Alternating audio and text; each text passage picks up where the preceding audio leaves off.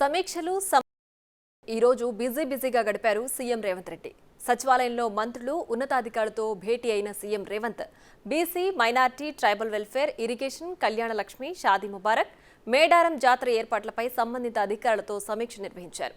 ఆయా శాఖల పనితీరుపై అధికారులను ఆరా తీశారు. పలు శాఖలకు సంబంధించి కీలక నిర్ణయాలు తీసుకున్నారు.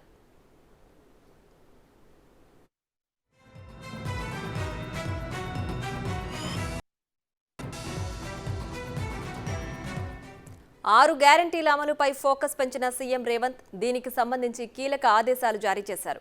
కళ్యాణమస్తు, షాదీ ముబారక్ లబ్ధిదారులకు నగదుతో పాటు తులం బంగారం అందించేందుకు ప్రణాళికలను రూపొందించాలని అధికారులకు ఆదేశించారు.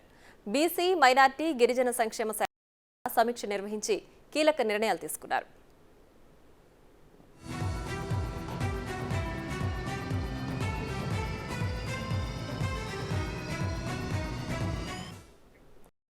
రాష్ట్రంలో కుల గణన చేపట్టనున్నట్లు సీఎం రేవంత్ రెడ్డి తెలిపారు. బీసీ జనగణన చేపడతామని గతంలోనే కాంగ్రెస్ పార్టీ ప్రకటించింది.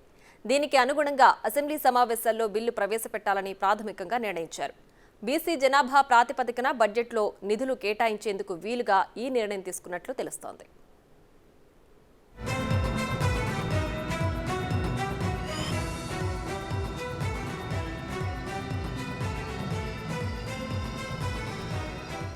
మరో సమీక్షలో రాష్ట్రంలోని ప్రతి లోక్సభ నియోజకవర్గంలో బీసీ స్టడీ సర్కిల్ ఏర్పాటుపై అధ్యయనం చేయాలని అధికారులను ఆదేశించారు సీఎం రేవంత్.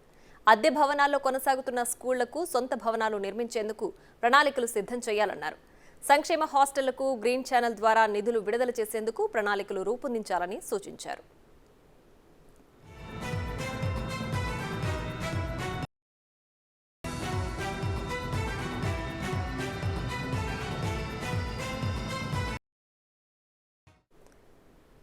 ప్రభుత్వ హాస్టళ్లు, గురుకులాల్లో చదువుతున్న విద్యార్థులకు ఇచ్చే డైట్ ఛార్జీలు, కాస్మెటిక్ ఛార్జీలు, వంట బిల్లులు పెండింగ్ లేకుండా చూడాలని సీఎం ఆదేశించారు. మహాత్మా జ్యోతిబాపులే ఓవర్సీస్ స్కాలర్షిప్ స్కీమ్ను మరింత సమర్థవంతంగా అమలు చేయాలని తెలిపారు. విదేశాల్లో ఉన్న యూనివర్సిటీల ర్యాంకింగ్ల ఆధారంగా టాప్ యూనివర్సిటీలను గుర్తించి ఫ్రేమ్వర్క్ తయారు చేయాలని అన్నారు. వాటిలో చదివేందుకు వెళ్లే విద్యార్థులకు ఈ స్కీమ్లో మొదటి ప్రాధాన్యం ఇవ్వాలని సూచించారు.